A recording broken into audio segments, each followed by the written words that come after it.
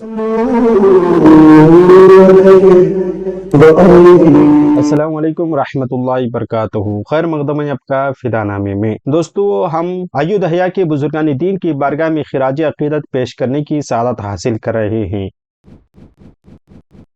ایودھیا کی انہی اشخاص میں ایک شخصیت شیخ الاسلام فرید الدین اودھی رحمہ اللہ علیہ کی ذاتی کریمہ بھی ہے۔ نزہۃ الخواطر جلد دوم میں صرف آپ کے حوالے سے 3 سطر لکھے گئے ہیں۔ کچھ یوں ہیں: الشیخ العالم الکبیر العلامہ، ایسے مشہور عالم کے ان کے زمانے میں نحو و لغت و عربیت میں کوئی ان کا حریف نہ تھا۔ اودھ میں شیخ الاسلام کے منصب پر فائز تھے۔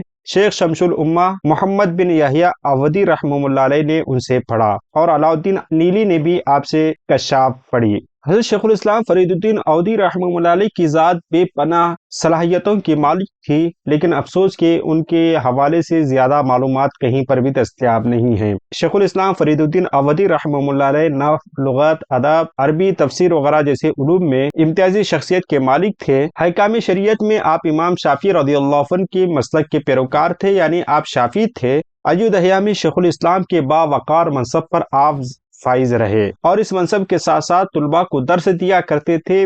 کافی طویل فہرست آپ کے طلباء کی ہے۔ علامہ شمس الدین یحییٰ اور شیخ علاء الدین نیلی جیسے اساتین امت نے آپ کے دسترخوان علم سے رضا خوانی کی۔ افسوس کہ ان کے حوالے سے معلومات اور احوال دستیاب نہیں ہیں، البتہ مولانا شمس الدین اودھی اور مولانا نیلی کا ان سے تلمذ یقینی ہے۔ یقیناً یہ 8ویں صدی ہجری کے اوائل کے بزرگ تھے۔ ہماری دعا ہے کہ رب قدیر آپ کی قبر انور میں رحمت انوار کی بارش نازل فرمائے۔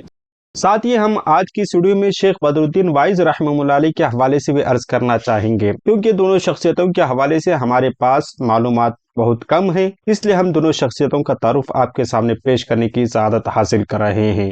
شیخ بدر الدین رحمہ اللہ علیہ حنفی تھے، صلاح و تقوی سے متصف تھے۔ شیخ بدر الدین حنفی رحمہ اللہ علیہ بے پناہ صلاحیتوں کے مالک تھے، تقوی و طہارت کے حامل تھے۔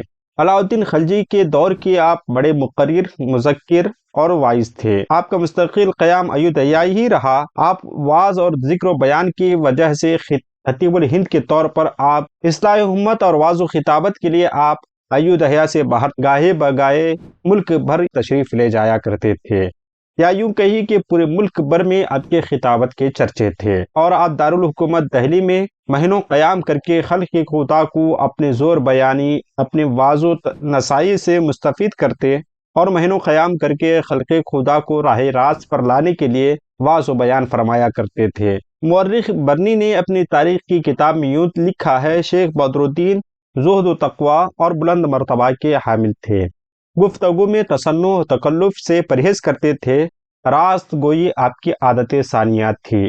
ان کی مجلس وعظ میں ہر طبقے کے لوگ حاضر ہوتے تھے۔ وعظ کی اثر انگیزی کا یہ عالم ہوتا تھا کہ سامعین روتے روتے نڈھال ہو جایا کرتے تھے۔ 696 ہجری میں علاء الدین خلجی نے تخت نشین ہوا۔ اس کے اعتبار سے اندازہ لگایا جا سکتا ہے کہ آپ 7ویں صدی کے آخر میں یا 8ویں صدی کی ابتدا میں اس دار فانی سے دار بقا کی طرف کوچ کر گئے، اور آپ کی مزار شریف ایودھیا میں کسی نامعلوم جگہ پر واقع ہے۔ ہماری دعا ہے کہ رب قدیر ان دونوں بزرگوں کے قبروں میں رحمت انوار کی بارشیں نازل فرمائے۔